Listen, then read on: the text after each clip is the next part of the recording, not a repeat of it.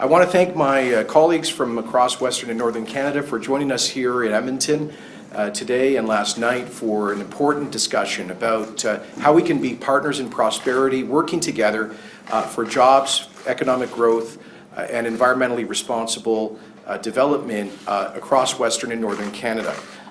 We are partners in so many ways in our economies, our geographies, in the social and environmental challenges that we face.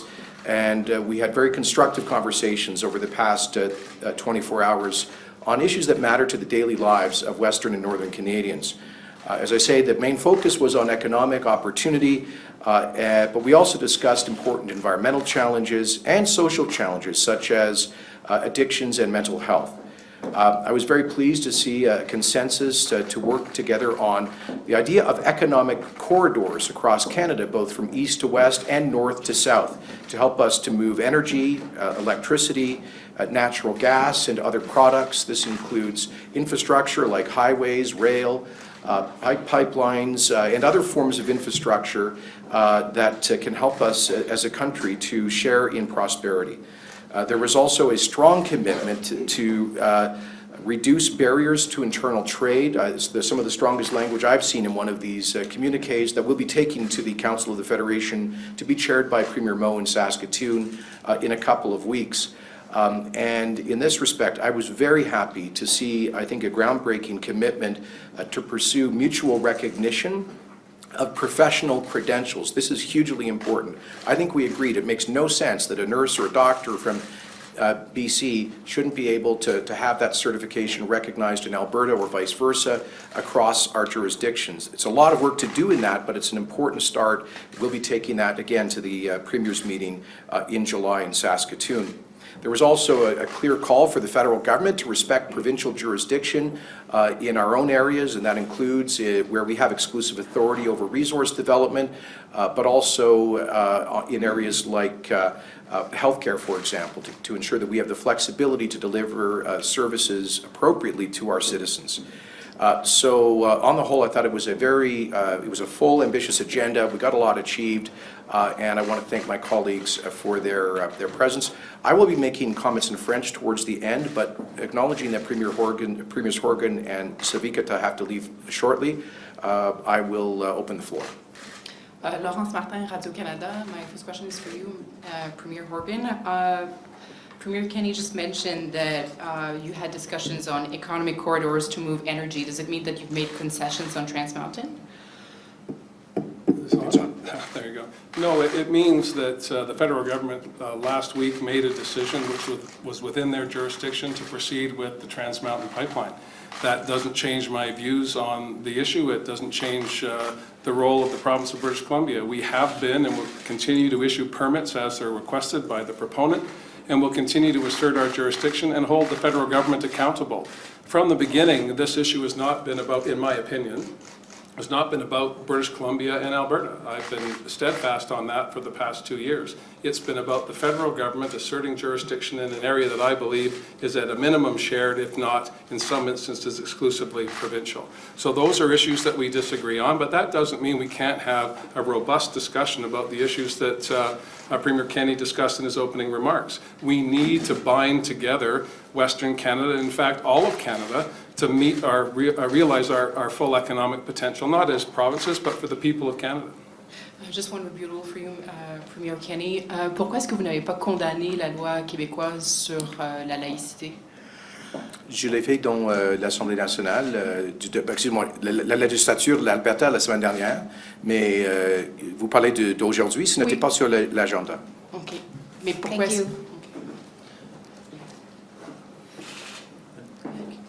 Can I follow up, please?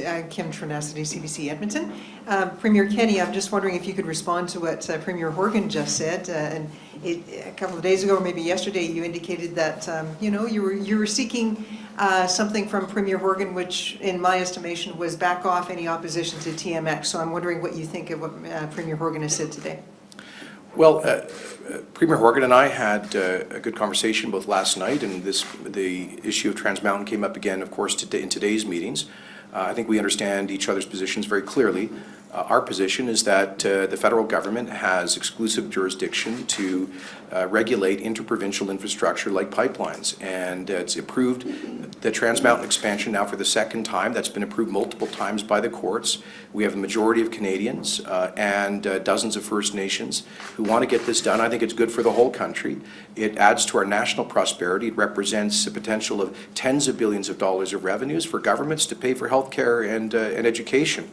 It also will help to get full value for one of our country's most important resources. And so I indicated to Premier Horgan our hope that the government of British Columbia will respect the decisions that have been made. And so I think that the Premier has a full understanding of our position. And just to follow up, will that cause either of you, Premiers Horgan or Kenney, to, I guess, rescind any kind of legal action that is being pursued currently through the courts? Thank you. The only legal action that we have embarked upon is a reference case that went through our appeal court just recently and was overruled or found to be ultra vires unconstitutional. So we're taking the issue to the Supreme Court of Canada, where there is a different set of judges with a different set of perspectives on the national imperative. This is not unusual in Canada. We are a collection of governments that sometimes work cooperatively, sometimes disagree on issues of substance. On the question of the jurisdiction to approve the project, I've said privately to Premier Kenney and publicly to British Columbians that the federal government has the right to make the decision that they made. Having said that, I have a responsibility to make sure that I'm defending the things that matter to British Columbians. I said that during the election campaign. I've said that every day since. I have no quarrel with the people of Alberta. I have no quarrel with people in other parts of Canada. But I have a responsibility to protect and defend the things that matter to British Columbians. The federal government has responsibility for the marine protection, the ocean protections plan. I've made it clear to Prime Minister Trudeau that I believe it's inadequate, and I will be taking that up with him. Again, not an issue for the people of Alberta, not an issue for the Premier of Alberta, except for the coast is also part and parcel of the Canada that he lives in, as with Premier Moe, Premier Pallister, and the territorial premiers as well.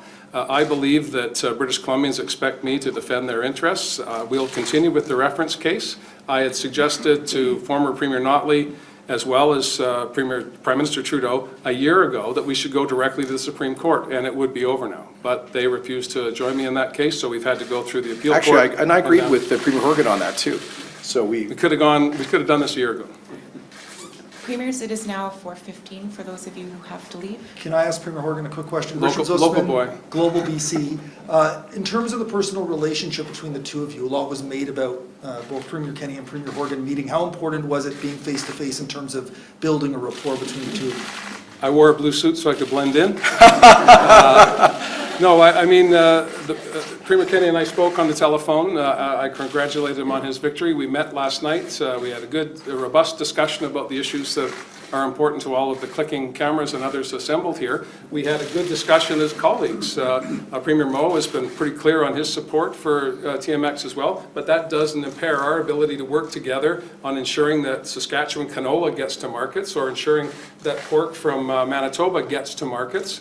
We have worked, I believe, very cooperatively as a group, and I think Premier Kenney and I are off on the right foot. And I would just add, I think we understand each other's positions very clearly.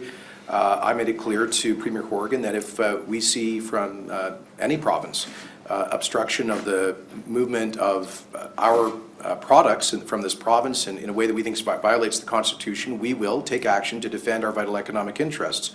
I hope it doesn't come to that, and I believe we've begun a productive, professional, and respectful relationship so we can discuss these issues and with a clear understanding of our mutual goals. I'll get hell when I go back to Victoria if he's late for his flight, but quickly, there is another court case going on, and that's challenging the turn off the taps legislation. It's being heard tomorrow in Calgary. What's the expectation in terms, from you, of how important it is for BC to win that case? I'm hopeful that we're successful, but again, I don't believe that I had a conversation with Premier Kenney upon his election and the bringing into force Bill 12.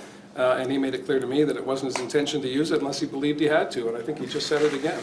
I don't believe he has to. I believe that we have issued more permits than Alberta, only because we've been asked to issue more permits, but we have not been dragging our feet on this. The rule of law is paramount in Canada, and that's why we've been proceeding through the courts. Sometimes successfully, sometimes unsuccessfully. But on the jurisdictional question, that the reference question that is now, while we've sought leave to take to the Supreme Court, I believe that's a fundamental question for British Columbians, regardless of the state of play on the pipeline.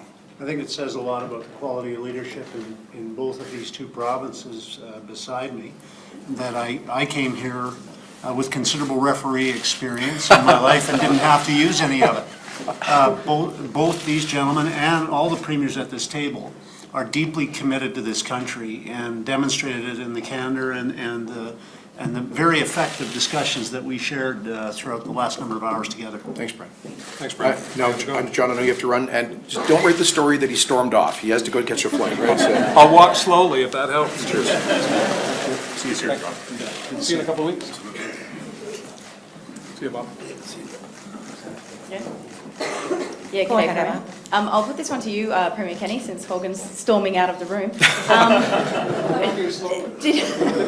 Did LNG come up at all, and was there any discussion about perhaps cooperation there to deal with that issue? Yes, absolutely. Premier Horgan and I discussed that last night in our private meeting, and we did collectively today about the great opportunities of liquefied natural gas. Premier Horgan's government has clearly expressed its support for that as a major job creator in BC, and it's a great chance for us to get full value for our natural gas. LNG Canada, which is a $40 billion capital investment to be supplied by the Coastal Link gas pipeline, will primarily draw its feedstock from northeastern BC, but not from Alberta. We'd love to see it, a second major LNG project of a similar scale, and we'll do everything we can to facilitate that. And I believe Premier Horgan stands ready to support that, as well as some of the smaller bids like wood fiber that wants to build a LNG export facility at Squamish. So I think that's an area where we have found common ground that would be beneficial to both provinces. And just to follow up, and I'll throw this open to the floor, is there anything that you desperately wanted to discuss and get off your chest that you didn't get a chance to? You can tell us now, we're therapists. The dreaded open-ended question. You're so welcome. I know, like Premier Pallister, for example, you wanted to put forward a movement here about kind of the Quebec law about religious symbols, for example. Did you get a chance to chat about that? Yeah, we had good discussion yesterday on that topic, and Manitoba remains very concerned about anything that interferes with our ability to celebrate as a country the diversity that's a reality here. I'm a farm boy and I don't like erosion, and I certainly am always concerned about the erosion of rights in our country. So I'll continue to have that view and I'll continue to express it. Hi, Bradley Buchanan, CBC News. Premier Pallister, on the subject of Bill 21, François Legault has reacted to your comments, and he says, will Mr. Pallister say that Germans are racist, the French are racist, that in Belgium they are racist? Come on, it doesn't make sense. I think it's good politics to win some votes. What would you say in response to that? Well, I've never used the word racist. I've expressed my concerns, and I believe they're the concerns of many Canadians, that we demonstrate respect and tolerance. We have Canada Day coming up. We won't be celebrating our sameness there. We'll be celebrating our diversity, and that is as this country should do, and as it has done, and as I hope and pray it continues to do.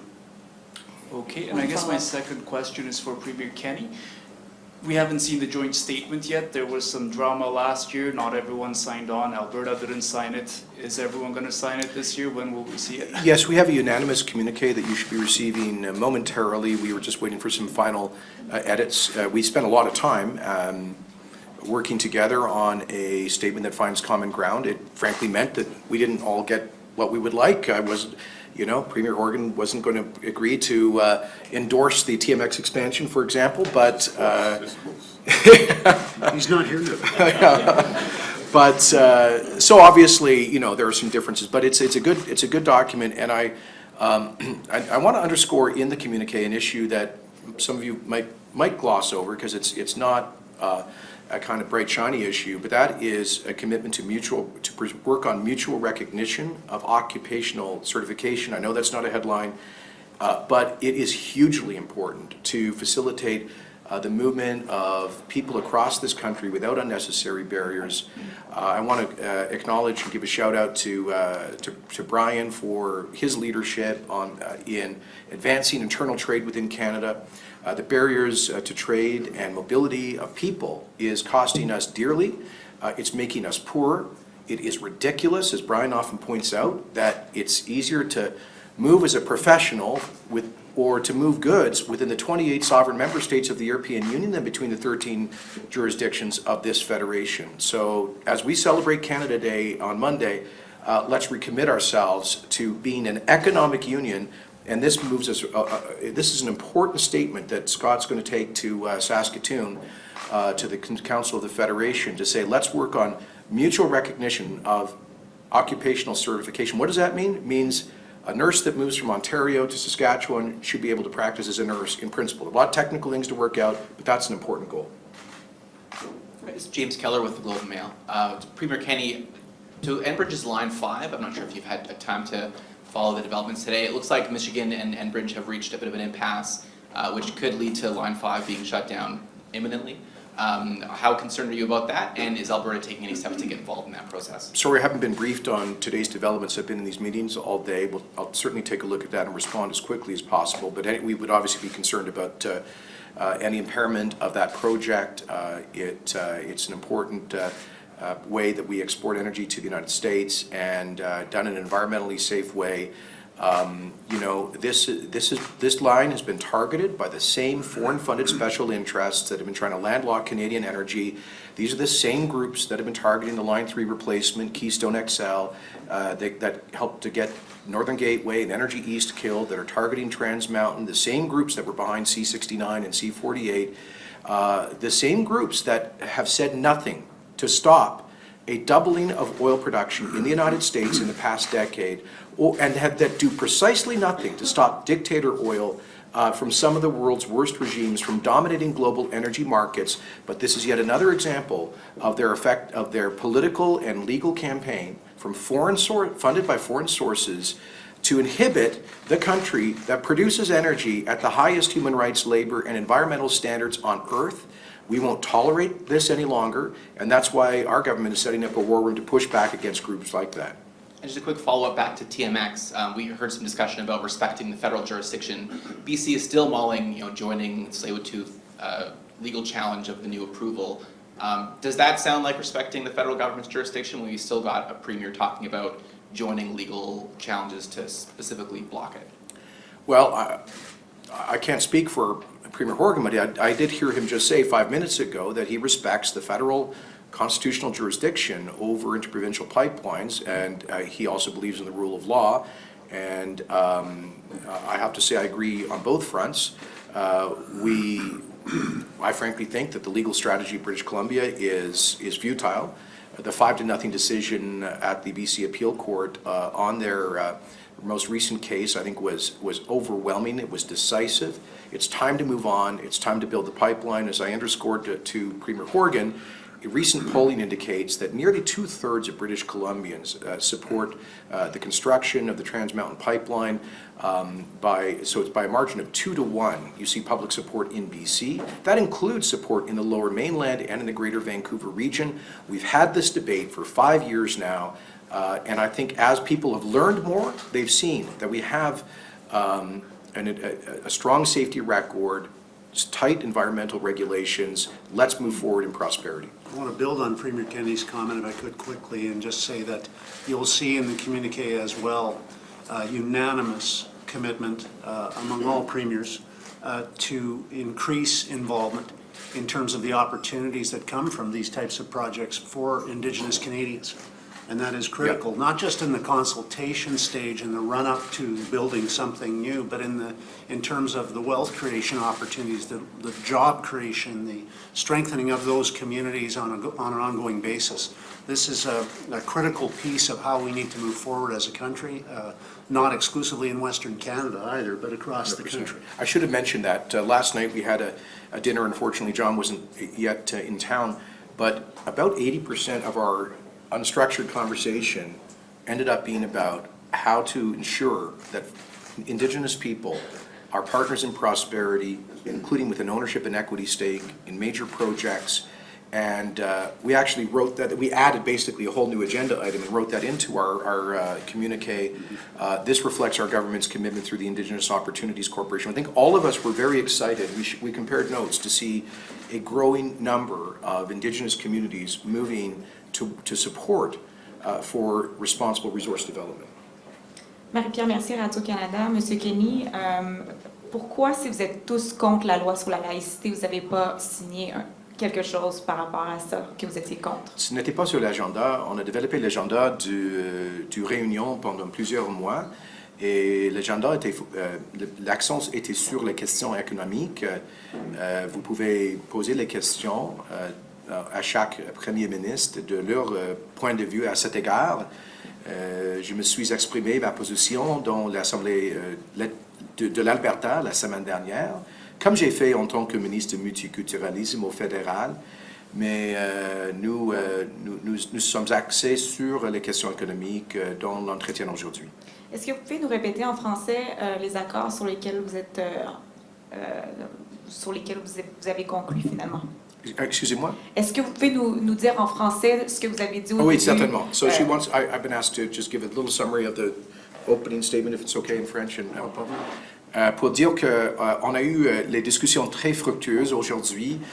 J'aimerais remercier tous les premiers ministres des territoires provinces du Nord et de l'Ouest pour les discussions axées sur la croissance économique, la création des emplois et le développement des ressources de façon responsable.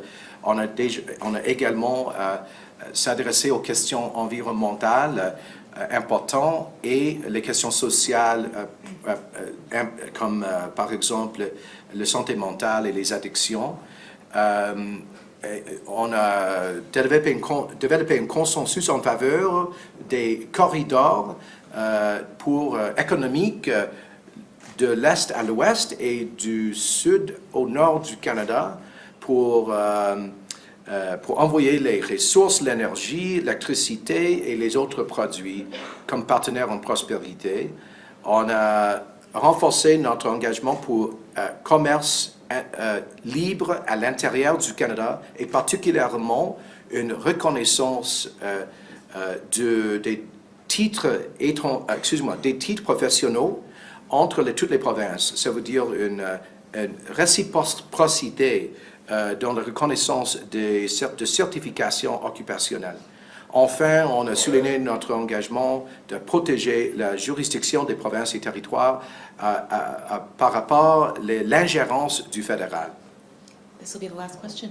Go ahead. Hi, Kevin Neiman with Star Edmonton. In your opening remarks, Premier Kenney, you mentioned forest fires and permafrost. I'm wondering if climate change was discussed at all today. Yes, it certainly was, and you'll see that reflected in the communique. Anything in particular? Were you talking strategies? Yes, and one of the strategies that we agreed upon that had been suggested by Premier Moe was to develop an inventory of all of the concrete actions that our governments and major industry players are taking to reduce carbon and greenhouse gas emissions. We had a very, I think, an hour-long conversation on that. We did disagree amongst ourselves about carbon taxes. At least three of us are engaged in defending our taxpayers from the federal imposition. Other territories and provinces have different views on that. But we were all agreed on the need for concrete action to combat climate change by reducing emissions and in ways that help the world, because we all recognize that this is not just a Canadian issue, it's a global issue, and that we should also be getting greater credit for the things we do to share our technology with the developing world to reduce their carbon intensity. Premier McLeod? Yeah, thank you very much. We had a very good opportunity to discuss not only climate change, but the changing geopolitical situation in the Arctic. Both of my colleagues from Yukon and Nunavut, we've had a lot of discussion. The North and the Arctic has been most affected by climate change, and we feel that it's very important for us to educate Southerners like yourself and the rest of the people here that they have to take it more seriously. You have to take actions that we're only a small population, so we're not causing the problem. And we need to find a way to deal with it. You know, we have our roads are changing, the way we build roads, the way we build buildings, our wildlife is being affected. And we also see an opportunity whereby with the changing Arctic, the importance of the Arctic is becoming more and more. We see opportunities for transportation and air corridors, and we think there's a tremendous opportunity for us to work together. All of us work with the Canadian government, and you see that what's happening in Russia, you see what's happening in China. China's got an Arctic policy, they're building icebreakers, and those are the kinds of things that we want to talk about, and it's a very important issue, and you'll be hearing a lot more about that. Thank you. Our discussion on climate change, just further to what Bob has said, went far beyond the mitigation throughout Canada's Arctic and the nation of Canada as well. As Premier Kenney had indicated, we had a discussion about how can we share some of what we have done in our different jurisdictions with one another and create a platform for premiers and provinces to do that across the nation. We talked about the agriculture industry in Saskatchewan, the mining industry across the north and across the nation, the emissions reductions that are occurring here in Alberta in the oil sands industry. We have zero emissions wellhead sites operating in Saskatchewan, and 45% methane reduction plan that is well in action. And can we share those real happenings in our industries, those positive occurrences in our industries with one another, so that we can share them likewise with Canadians and ensure that Canadians have the facts of what steps the industry is taking, real steps, real action on climate change, if you will, so that Canadians can be proud of the industries that we have here. And this led very quickly into a discussion about how do we provide these sustainable products that we have in Canada, in many cases among the most sustainable products in the world. How do we provide those to other Canadians through economic corridors, the conversation of hydroelectric power, of oil, of LNG being provided through these economic corridors, the opportunity for mine goods to travel on rail through an economic corridor so that these sustainable products can be accessible to other Canadians, and ultimately connect with our ports here in the nation so that the rest of the world can have access to some of the most sustainable natural resource products in the world. Thanks very much, everyone. Cheers, thank you. Thank you. Thank you, sir. Joe, get back on that. Right away. Same flight.